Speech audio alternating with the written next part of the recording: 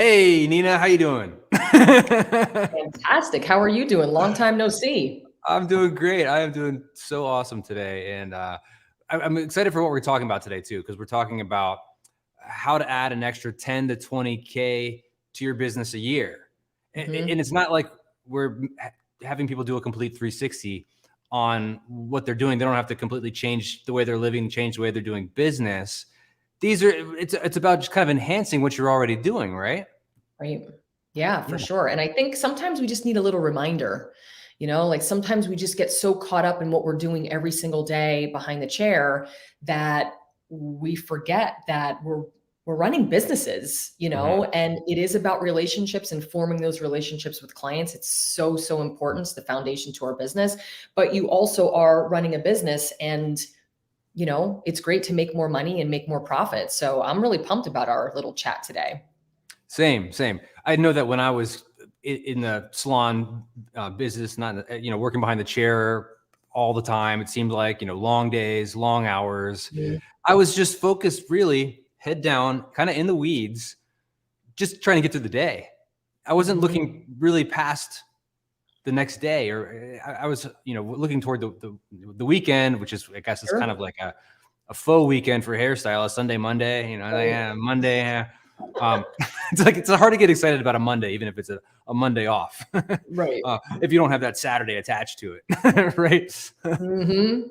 So it's hard to be even to look, gosh, a year out. It's hard to look a week out, a month out, and then you think about a year out. So when you think about 10 to 20,000 a year by changing what you're doing, what you're doing already, Mhm. what I guess kind of the secret sauce to it is, instead of like trying to look too far ahead, just focus on, okay, what can I do today? What can I do in this moment with this client? And if I do this consistently and create this new habit, that it will automatically get me to where I want to go without focusing too far ahead, because it's just, when you're in the weeds, it's hard. Sure, and the consistency part is so important. I think, because when I was behind the chair too, it's like head down, you get into a rhythm, Mhm. working with your clients, depending on how many clients you're seeing a day. It's like you just kind of on autopilot in a little bit of a sense. But I think it's kind of like when we break things down so small, which is what we're going to share today, and we really kind of dissect our goals a little bit. And we are going to talk about money. So when we look at 10 to 20,000, we're like, oh my God, that Mhm. seems so huge. Right. But when we really break it down and even break it down per ticket, it's like, I can do that. Uh-huh. Like if Right. I come in the morning and look at my day and say, who hasn't had a treatment or who haven't I educated on XYZ, it really starts to make it a lot easier. So Sure. that's what we're going to share today. Right. I don't know many people that wouldn't like an extra 10 to 20K. And if we Sure. told you you could even make more than that by doing the same principles, and applying these types of habits, then you could do more. But 10 to Mhm. 20K, the average hairstylist, last I checked, which wasn't that long ago, was 35K a year, 45K a year, something like that. I think I'm even, uh, 45 is more than they said it was. I think it's closer to maybe 35 to 40K a year that a hairstylist makes. So a Mhm. 10 to $20,000 raise each year that you're giving yourself by doing what you're already doing, that's huge. That's almost 25% of what you were already making. That Mhm. could open up a lot of doors for improving your life, moving to a different place, paying bills, giving your family vacations that they maybe have been dreaming about. I mean, but even if you're making 100K a year or 200K a year, an extra 10 or 20K, that's huge. That's a lot of money.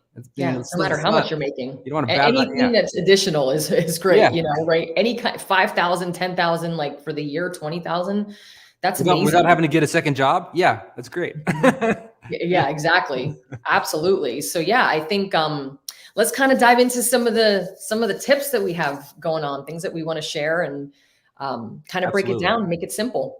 Absolutely. Well, let's start with number one. Yeah. What would be the first way that you could start to, let's just talk about first adding more money to your income, giving yourself a raise, in essence, by doing Mhm. what you're already doing. So what would be the first way that somebody could do that, Nina? So, well, there are three ways, three things that Mhm. we're going to cover. Plus, we have some other bonus things that we want to share too. But the first thing is to increase your average ticket. And when we think about increasing our average ticket, there's really only two ways that you can do that. You can focus on added value items, so added value services, or you would have a price increase. And for some of you, a price increase, maybe you just had one, maybe the demand isn't there necessarily for you to have a price increase, or maybe you're well overdue for a price increase, which I've been finding a lot lately, where people are like, should I have one? What should I do? But I'm so booked out. I'm so busy. Like, how do I, maneuver through this, especially during this time as we are in this recession? Focusing on average ticket is a total game changer. And when you're thinking about added value services or,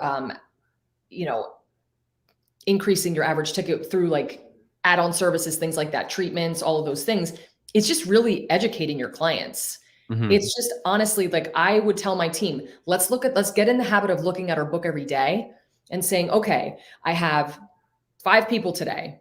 Who haven't I shared that they need a treatment? They've never had a treatment before. Who needs a gloss? And maybe I never shared that with them before. There are many things that we can do to get our minds right off the bat when we're starting the day, and looking at the book and really assessing, even with retail, like looking at your book and saying, well, Judy has never even purchased retail from me. Have I done my part in educating her on retail? I think that's the first thing, is assessing that and looking at how you can add value to the client experience with added value services through education in the consultation, and then reassessing your prices. Are you due for an increase? Is the demand there? And when was the last time you had a price increase? Because of course, inflation, like maybe you're working off of prices from 2-3 years ago, you're playing catch up. Like you're going to be playing catch up because things have increased so much that your profit margin is going to continue to get smaller and smaller. So that would be number one. Right. Well, a couple things that brings up to me. You were saying about raising your prices. When was the last time you raised your prices? Maybe you're due for an increase with just the way the world is, and prices are consistently going up with the way life costs more and more every single year. Then yes, we need to be consistently raising just to stay even, really, with the world inflation. It increases every year. That being said, too, a lot of us have our price sheet. And you and I talked about this earlier before we jumped on here. You have your price sheet. This is what the services cost. Yet, for some reason, you are discounting those prices. You're emotionally discounting those prices. I have coaching clients that I had to fight with and say, you have to stop charging less than what's advertised. Clients come in and it's not like choose what you pay. They are expecting to pay full price. No matter what service they're getting, whether they like it or hate it, they're expecting to pay a certain price. They're not expecting you, if you feel like inside that you didn't reach your full potential in a service, that you should feel guilty and charge less. And what I find in these clients that I'm coaching is that it's not just one person that they're doing this for. They're doing it for everybody. And they're building up these habits of charging 10 to 20 to 30, not even dollars, but percent less than what the average, the cost of their service actually is, what the client expects to pay. So just by charging, for some of you, full price, what is advertised on your list of services, right there, you're going to start to make an extra $5, $10, $15, $20,000 a year, depending on if you have a full book or not. If you have a full book, you're going to make a lot more money just by charging full price. So if you're not charging full price because you don't feel like you're have the confidence to create these incredible looks, then it's time to look at your skill set and get more confident. But you also can't expect to be perfect all the time. Yeah. It's like, I think in stylist minds, it's like we'll have those moments where just the stars are aligned and we just do the most beautiful, we have the best model, the most perfect hair, the most perfect result. And then we get set on, that's my new standard of excellence. I'm not going to be happy unless I do that every single time. Now, how often does that happen? Not very often. So what we need to do is understand that instead of striving for perfection, we need to strive for excellence. Did we do the best we could with the skills that we have at the time of this service? Did we do the best we could? Yes. If we did the best we could, then we need to charge full price. We need to give ourselves that. Absolutely. Hang on to that. Yeah. And that brings me actually to another point where, and I would love to know in the chat, and I know we have a lot of people who will be catching the replay too, but if you are discounting your haircut service with a color service, if you are not charging for blowouts with the color service, if you're discounting your blowout with the color service, this is all money that you're losing. And I teach this a lot in my courses, but if we were to add just $10, whether it's through an increase or it's through its add-on services, $10 per ticket with 20 clients a week, and you'll have to do the math, for yourself, depending on how many people you're seeing, that's an additional $10,400 a year. Just by doing that, $10 a ticket at 20 clients a week. And some of you, again, may be seeing less, you'll have to run the numbers on that. But what happens is, and I notice this a lot in my course, is that we wrap in a blowout, but we don't charge full price for the blowout. So when we put in that, with a basic root touch up or what have you, we're like, oh, we'll just throw the blowout in there and we're not charging for it. That could be $20, $25, $30, $35, whatever you're charging for your blowout that you're actually losing. And that will equate to a lot more money than $10,000. And then haircut, I see a lot of this on Instagram. Your haircut price. Some people say, well, if I do a haircut with the color service, then I charge them $15, $20 less. And I'm like, no, don't do that. Let's make sure that we're adding value. And what you can do, and what I coach to, is a 15-minute shampoo experience. We're hot towels. We're 3 essential oils that they can choose from. We're giving a scalp massage. We're doing all of those things where that 15 minutes honestly makes such a huge difference in what the client is feeling in value.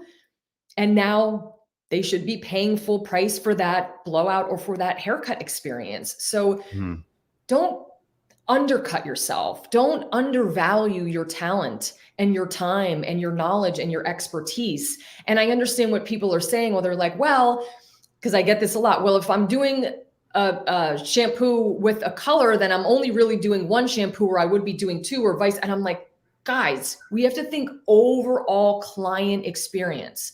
Overall shampoo experience. We should be doing 2 shampoos. We should be doing at least a 5-minute scalp massage, hot towels, and choice of, essential oil. We should be doing all of those things anyway. So if we increase the level of value, the client isn't going to be like, well, you only did 1 shampoo, or you did 2 and you're supposed to do 3. And I'm just like, we have to start thinking bigger picture and thinking overall client experience, and not discounting your time and your talent, because that actually leads to, imagine not charging $15, $20 that you're discounting yourself for a haircut. Imagine how much that could lead to 20 grand easily. So just little tweaks and things that you can do to start to reassess your business in that area too. Absolutely agree. I think what we need to increase the value of what we provide. I think another misconception is that we need to add things like, oh, maybe we should have snacks and candy and food and wine and champagne. And although that's nice, that's going to eat away at your cost, your salon cost. So although you might kind of be adding to the experience, you're not necessarily adding value. To add value, I think it's more about connection with your clients. It's about really getting to know them and know why they're there to see you. What are they hoping to leave with? Yes, they're there for a haircut. Yes, they're there for a color, but they're there for a reason. They're there because they don't like something. They need to get something refreshed. They have a problem that you need to solve. And it might just be their routine maintenance, but if you can find out exactly why each person is there, everybody's there for probably a slightly different reason, not just, oh, my roots are in, they want to look beautiful. They want to look put together. They have a job, they have a date. If you can make them feel happy and inspired and motivated and on top of the world by the time they left, and just having a haircut, just having a great haircut, just having a great color isn't necessarily going to do it. You need to, it's your job to touch them, not just touch them physically with your hands, touch them with your heart, touch them with your soul, let them be seen. Then they're going to walk out on cloud 9. They're going to tell everybody about you. That is how you increase the value of the experience. And instead of focusing too, because you want to focus on their desired result, like physically, what they want their hair to look like, right? But I think it's so incredibly important to put an emphasis on how they want to feel. It's I actually did a whole campaign on this when I owned my salon. We had this little thing that they would actually fill out, like I feel, and they can write it on a board and we would erase it. And it was called the I Feel campaign. And focusing on how you want them to feel is so valuable. Like you can't even put a number on that. You can't even put a price tag on that, because the way that people feel, like you get to change the way that they feel from the time they walk in. People are carrying heavy, they're having struggles, they're having a hard time at work or maybe at home, and they just need this time to be still within themselves and feel pampered and loved. That changes them, not only on the outside but inside too. So I think really focusing on that elevates the experience. And then it's not so much about like, well, should I charge them for this or shouldn't I? You know, you become more confident in the way that you're charging too, because you know that you're adding so much value in a way that they cannot get that anywhere else. You know, it's unmatched. Absolutely. Absolutely. Well, let's go into the point number 2. And I'm gonna let you lead this one off because I need to change a camera battery real quick. I'm like, what's happening over there? So, hey, you know, the usual. Technology, So, all good. you do that. I'll be here. But I got it. Okay, go ahead, do your thing. Yes. So number 2 would be increasing your frequency of visit. And so if you think about it, because here's the thing, guys, there are really only, and I learned this from Tony Robbins, there are only really a few ways to grow a business. And it's increasing frequency of visit, increasing average ticket, and increasing volume, which we'll get into in a second. But when we're talking about frequency of visit, it's like, okay, for you guys that are doing lived in looks, if you're doing a lot of balayage services, if you're doing a lot of painting, if you're doing a lot of clients that you see maybe twice a year, think about how we can see them 4 times a year. And a lot of that has to do with pre-booking their appointment, getting them in for a treatment, getting them in for a haircut, getting them in to freshen up their money piece, a gloss, a tone, whatever that looks like. And of course, whatever they need, we're not going to have them come in for services that they don't need. But when they leave and it's all fresh and beautiful, they don't want to go a full, 12, 14 weeks with it not being freshened.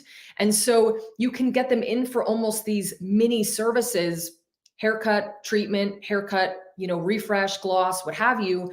And now you will go from seeing them twice a year to 4 times a year. Root retouch, every time. And we all have a Judy that comes in and they're like, oh man, I wish I was here sooner. You got to listen to the cues that your clients are saying, because it's like, oh, you wish you were here sooner? Okay, well, I know that this is the second time that you've said this now since you've been coming to me, that you wished you were here sooner. You come in every 6. What if we got you to come in every 5 or every 4? Now, depending on your average ticket, that alone, like getting someone to move from 6 weeks to 4 weeks, can increase your sales with one person from $800 to $1,200 or $1,300 for the year. Then times that by 10 of those clients. Now we're talking thousands of dollars in additional revenue. So it's taking those cues for your clients and really guiding the clients and saying, hey, I know that I see you twice a year, which is amazing, but I think we need to get you in for a refresh and make sure that everything looks good. So instead of seeing you in 4 months, let's see you in 2, right? And then you can get them in for that refresh. And, I think that because there's a lot of talk about pre-booking, and I live in the space where you have to do what works best for your business. You have to know what really, really works best for your brand. Pre-booking, I think pre-booking is great. I don't think pre-booking out a whole year or 6 months is great, because things have changed so much with consumer behaviors, but only for as well as for us as stylists. But I think booking out an appointment or 2 is still great for you to do. So having someone come in and do almost like a mini appointment could get you an extra couple $1,000s for the year.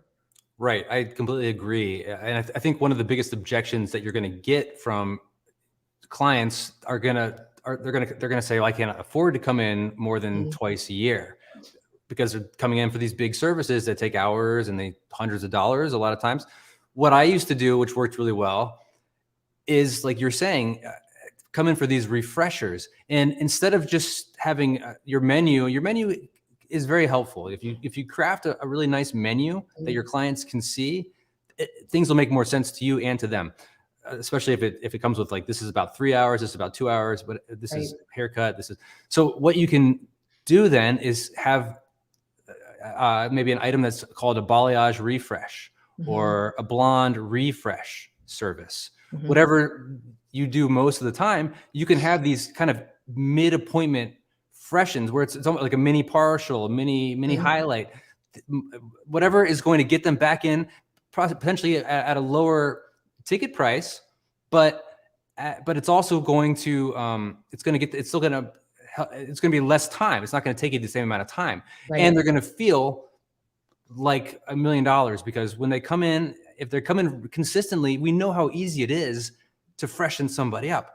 They don't need the whole works again. They just need a little bit where they need it to brighten it up, where they can see it. And then maybe they can still have their big appointment once or twice a year, but then in between, they're coming in every 2 to 3 to 4 months, whatever it works for, whatever look they're trying to maintain. Mhm. And by doing that, you're not only getting more consistent income and revenue from them and increasing their lifetime value, you're also kind of training them that this is what it's going to take to maintain this look and to look fresh all the time, not just twice a year. Right. Ooh, absolutely. And I think it's like, we have to like retrain ourselves sometimes, right? To really have these conversations with the clients. You know, in your consultation, you should always in your mind be thinking about what's next. When are they coming next? What does their maintenance look like? How am I going to navigate this? And how am I going to guide them? Because I'm the expert, right? So, you know, most clients pretty much will do what you tell them to, you know, because they trust in your expertise. So sometimes we have to retrain ourselves. I mean, how many of you kind of get into the mode where you're like, just going. We forget to talk about conditioning treatments. We forget to talk about reparative treatments. We forget to talk about retail. We forget to talk about all of these things because we get into our groove. That's why I think it's so important to start your day looking at your book and really making notes on each client on what they need and what you can talk to them about, or maybe a service that they haven't received in your space, and really make that your action plan, you know, and be consistent with that. So, right. So let's say that we have you're somebody that has you've been doing the business for a little bit, right? And you have a more than half filled schedule to full filled schedule. And let's just say you applied the first point, which was increase the ticket value. Maybe you're not charging enough. Maybe you're now charging full price, making that extra 10 to 20% or $10 to $20 per service. Or maybe you've decided to finally raise your prices or add some retail on top of that. And your average ticket is now going up. That's great. So suddenly, maybe now you're making an extra $5,000 a year. Let's just say 5,000, depending on how many clients you have, it could be $10,000 a year. right. That's just one. Now imagine you're getting those same people to come back more often. By getting them to come back more often, they're spending more money. And again, you're going to make an extra $5,000 a year. Potentially $10,000 a year or more, depending on how many clients you have. So just by applying those two principles, which is what you're already doing, but you're just tweaking it a little bit, you're making a habit to be more consistent with what you're doing. And once you start to do this, it'll get easier and easier and easier, and you'll be more confident doing it. Then right there, you've already made an extra 10 to 20, potentially $30,000 a year. Yeah, it's crazy how quickly it adds up. Just like I mentioned, like $10 a ticket, 20 clients a week, an additional 10,000 plus. Like, we're like, oh my gosh. Yeah. If Once you do the numbers don't lie. Right. If I could be super consistent in doing that, I'm going to stick with it. Right. And I think, you know, when we talk about the last point, which is volume, if you need more clients, and this would be for the stylist that is, you know, less than 85% booked, maybe still building, still growing in their book, still, you know, taking in new clients pretty regularly. It's like, okay, maybe you could do 1, 2, and 3. You could do frequency of visit. You can do you know, your average ticket, and you can do volume, right? You can triple slam it. Now, if you're booked and busy, you may not have to focus on the volume part, but you can maybe focus on the average ticket part. You may be able to do the frequency of visit depending on how booked and busy you are. But for stylists that are less than 85% booked, it's volume. And I don't mean volume like seeing 5 to 10 new clients a week. I mean, maybe seeing an additional 1, 2, or 3 clients a week that are your target client that really have a higher average ticket. And it's like, where do we find them? You know, so here's the thing. 3 simple steps, easy breezy. So we don't get so crazy here with trying to like throw darts at the wall and hope they stick. Like, where are my clients coming from? Right. Referrals, number one, most cost effective way to get clients into your chair, and they tend to be more loyal and more of your target market. Social media, if you live on IG or Facebook and that's your thing, and you can really pull in clients that are your target market, that's amazing. And networking. In-person networking, getting yourself in front of people. You can even network on Facebook groups, moms groups, things like that, which I've done all of the things. Those are 3 quick areas and ways that you can focus on, and pick one. You don't have to do all of them, but referrals, they already know, love, and trust you. That's already half the battle. You've already got them. So why not allow your clients to help you? And sometimes stylists are like, well, I don't want to ask them. Like, I feel weird asking people. And I'm like, don't feel weird. Like, they already bought into you and your brand and they love you. Do you want more clients like them? Pick your top 5 clients, and they're going to have people that are like them. Their friends and family are most likely going to be like them. So allow them to help you, build your business. We just have to kind of open our mouths a little bit more and be proud of who we are and more confident in that. You said it. Be proud of who you are and what you do. You're not just a hairstylist. And I hate that phrase. And I used to think the same thing about myself until I realized the potential that we all have in our business. The potential, it's the possibility of where we can go is truly incredible. I mean, we could do a lot in our business and make people's day at the same time. So it's just, we're in such a unique position where we actually love our job. I know so many people that hate what they do. They can't wait for Saturday and Sunday just so they can drink away the week. And then they don't barely remember the weekend, and they're back to the grind on Monday and Tuesday and Wednesday. Oh, it's hump day. It's the worst day, even worse than Monday. Cause you're like, it's just, every day seems to be, the worst day of somebody's life, kind of like The Office, that shows, like, every day is the worst day of my life. That's kind of how some of these people in some jobs feel, but not hairdressers. We got into this business because we can be creative. We can make money doing what we love. And for a lot of us, it's not even about the money. It's about the art. It's about touching people. It's about making people feel loved. And in return, we get that loving fulfillment. So I think once we are able to share that with people about how excited we are about what we do and how we can take our skills and improve somebody else's hair, but not just their hair, kind of like their life, because of the hair is the crown you wear every day, right? I feel like I'm a better person when I have a good hair day. I feel more confident. You were fixing it up. I know, before I'm like, oh geez, I came in from the rain and it was a mess, and I'm just trying not to look at it in the TV screen here. But it's so true. Once we connect, we should share what we do, because we know that we have the power to change somebody's day, make them put a smile on their face, be the sunshine in a storm. We can also, be there to change their lives. At the same time, that doesn't mean that we should hammer it home every time we see them. I think that's what you're afraid of. You're afraid of being the person that people avoid. Oh, she's going to ask me to come in and be a client again. Oh, she's going to do this again. Right. Just bring it up casually, maybe the first time, tell what you do. And hey, if you ever, need a great stylist or you're looking for somebody new, I could love to, get my hands in your hair. You have beautiful hair. Give them lots of compliments. Yeah. And you know what? I want to add to that. One of there's so many amazing things about what we do every single day. The relationship part and the way that, changing people's lives really, and the way that they feel, especially, if you're spending 2-3 hours with someone. But on the business side of it, one of the coolest things about being in this business is you can create the amount of money that you want. Like, if you want to have a raise today, you can go in and say, okay, all of my clients today, she's never had a gloss. She's never had a treatment. I've never talked to her about retail. Like, you can create the amount of money that you want to make in your business. And again, we're not selling things to people that they don't need, right? But I really look at it from an education standpoint. If someone comes in and they've been, at the shore down the beach, and it's been summertime and they're blonde and their hair is looking a little dehydrated, it's our job as the expert to make sure that we tell them the options that they have for reparative treatments or glossing services, because we don't want them walking around like that. And they're relying on us to do that. And so I think a lot of times we get nervous because we don't want to be shot down. We don't want to be told no. And we don't want to feel like we're selling them. But I hate to break the news. Part of your job is we're in sales. That's what we do.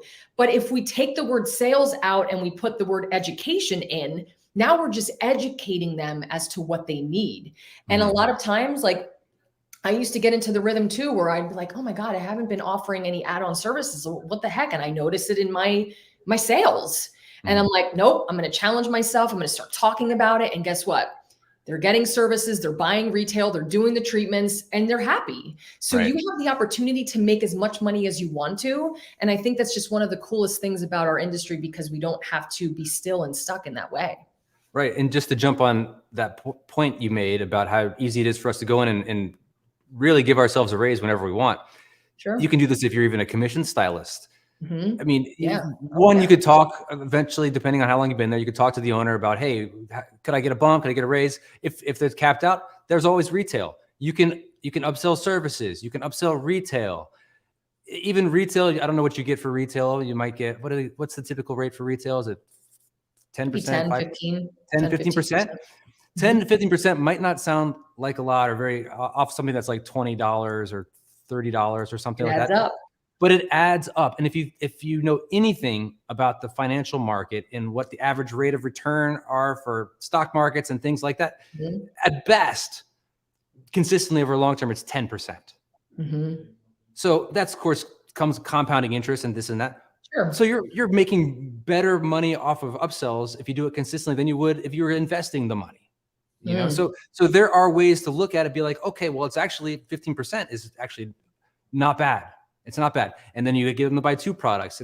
And like you said, you are a salesperson, but you are providing a solution for somebody. You're not just selling products for that upsell credit, because they might buy it once and then never use it again. You want them to use it. You want them to know why they're using it. And you want them to know that it's specifically for them and it's going to help them with something that they're dealing with. If they have like dry scalp, if they have hair that gets tangled, if they want more shine, whatever you're prescribing them, like a doctor would prescribe a certain medication for symptoms you have, you're doing the same thing for them. And if you prescribe it in the right way, they're going to buy it from somewhere. They're going to buy it somewhere. I would rather buy something that works from you than taking a chance on Amazon and looking for, oh, this one has 5 stars or 4 stars. And but that, just because it's got 4 stars doesn't mean that it's right for you, or that it's going to work. And that comes from the relationship too, right? That you have with your client. Like when you have that relationship with them, they don't want to buy anywhere else. They want to buy with you. You know, it's so important to do that. I wanted to share something about treatments, which I think is a really cool idea. You can do this in your salon and start to plan for it maybe in the next couple months. But offering treatment days, you can do them once a quarter. But treatment days are really cool because what you would do is you would pick a treatment that you would offer on a busy day, maybe like a Friday or a Saturday. And if you have a team of people, everybody's involved in this process. And everyone who has a hair appointment that day, they would get a complimentary treatment of whatever one you chose, right? Let's just say we're going to do a hydrating treatment. So everyone booked that day for a hair service would get a complimentary hydrating treatment. Now, while you're doing that treatment, you're talking to them about it, you're telling them the benefits to it, and you're walking them through the process. On the backside of that, then you can offer that in retail version if they have one, and you would give them 15 to 20% off if they decide to buy any of that line, the hydrating line, today. So we did treatment days in my salon. It was so like amazing because my team would be like, wow, we've doubled our retail sales. I'm like, imagine that, because we're talking about it. Like we're just educating people. Our retail sales sometimes would double for the day. And then, you know, you may think, well, I'm giving a treatment away. I mean, we would do an express version of the treatment. So you could do like a 5-minute treatment. So it really is only taking up a minimum amount of your time, but you're already planting the seed for the treatment. They got it. They love it. They feel it. They go home. They see how shiny and beautiful their hair is. Guess what? a lot of those clients would then start to rebook those treatments with their color services or with their haircut appointments. So we have to think longer term. You know, sometimes we have to give to get, and a 5-minute treatment is going to cost you $1.50 maybe in terms of product costs and 5 minutes of your time. But long term, it could end up giving you thousands of dollars for the year in those extra treatments, which you didn't have before. It's amazing. It's an amazing idea. Yeah. I think too, I don't know how often this is at play, but I think a lot of times if somebody doesn't like their product, they just truly, it's not working for them, they can bring it back. Right. And it would be, it would behoove a salon owner to accept it back, give them a refund if they're unhappy with that, because if they're unhappy with that, then they might be unhappy with the salon experience, you know, if you told them something like that. So, I mean, you could even, I mean, this is kind of different level, next level, but it's like offer some kind of a, just like, if you don't like it, if it's really not for you, if you picked the wrong one, bring it back. We want you to be 100% happy with this. And just by having that type of a satisfaction guarantee, which Nina and I both know that we have, you know, from products that we buy on Amazon to Nordstrom's to online courses and things, I feel a lot more comfortable knowing that if I'm not 100% happy, that there's a way out, right? If these shoes fall apart in a week, I can bring them back. It's happened. And it's happened with shoes I actually bought from Nordstrom's, and I brought them back. And they didn't even ask questions. They just took it back and said, you want cash or a store credit? You know, and it was just it made me feel a lot more comfortable buying again from them. Because knowing that I'm going to get something that I'm really in love with. And it also makes you kind of feel bad if nobody wants to bring something back, but if you make them feel comfortable knowing that they can, that you're there for them, that you're not just trying to sell them to make 15%, you know, you're there to solve their problems. Then that connection is just going to deepen. Absolutely. And you can do that with the hair side of it too. You know, especially like, think of it. You have a new client coming in. They most likely left a stylist they were with for a long period of time. It's very intimidating to come into a new space, work with a new stylist, get to know someone all over again, right? We want to make them as comfortable as possible. And so, you know, at the end of their service, you know, I think it's always great to say, hey, listen, if you have any questions or you need anything at all, please feel free to reach out. You can reach me here, whatever, call the salon, DM me, however, you know, you work your business. I'm here to make sure that you are happy and satisfied. And I think it's a game changer because clients typically don't like to complain about something that they're not happy with. They would actually feel more comfortable going somewhere else and getting it fixed, if you will. We want them to feel comfortable to come to us. So we just kind of insert that at the end of their service. You know, Mary, it was so great to see you. If you have any questions or you need anything at all, please feel free to reach out to me anytime. It kind of leaves the door open. So, because sometimes it's so small, like maybe it's a little brassy, or maybe the bangs are still a little too long, or the one side is a little shorter. It's no big deal, but they're like, should I say anything? And if they don't feel comfortable with you, they're going to go somewhere else. And then it turns into a whole thing. And then you lost the client. So communication is key. Keeping that relationship at the forefront is most important. And we're not perfect. We're going to have people come back. We can't please everyone, but throwing on a toner for someone that takes 10 minutes, costs you barely, you know, a couple bucks. I would rather do that and have them stay than have to go out and find more clients, you know? So that's another thing too. I like what Sonia said. She said prescribing, not selling. I love that. Yep. Well, man, what an awesome session. That was so great. I feel like we should keep it right there so we don't get too complicated with where we can take this. Cause I know you and I can talk about this for days and days. And but I feel like this is enough to really, for anybody, no matter what level you're at behind the chair or as a salon owner, that you can take these 3 ways to add an extra 10, 20, even $30,000 a year to your income, to your take home, then this is what you do. Now let's just quickly go over those points again. The first is to increase your average ticket, how much people are spending.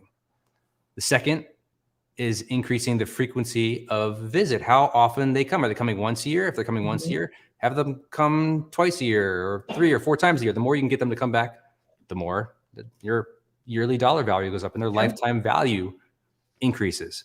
And the third is what, Nina? It is increasing volume, so attracting more clients. And again, super simple way to do it. You spend more time on social media talking to your target client, Mm. you're networking, or you have a strong referral program. Mm. Fantastic. You got to be proud of who you are. Yes. Tell the world. Tell the world.